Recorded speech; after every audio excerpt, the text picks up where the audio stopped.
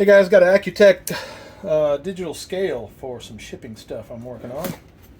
So let's open her up and see what's in it. Do a quick unboxing and we'll take it apart and see how it looks. Maybe, if I can get the box open. Slides out the side.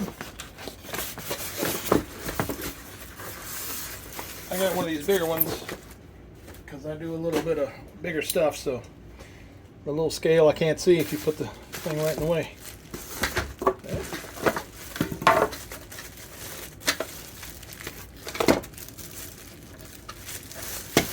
First impression, it feels pretty solid. I had an old one that was plastic on top, and it kind of made me wonder if it was working all right. But that's like a metal with some really nice finish. Get that out of the way. So there's your main part. Your control view panel. Comes with 4 AAA batteries and your AC cable.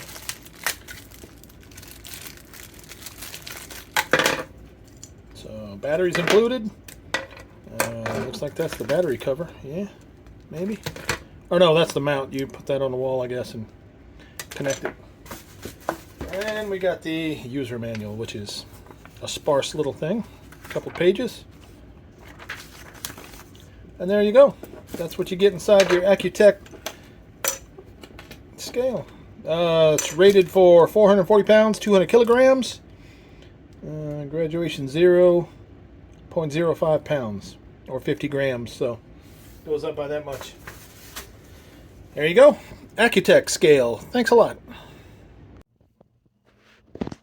Okay, we got your control panel, display panel here. You got your Tare and on-off, your mode.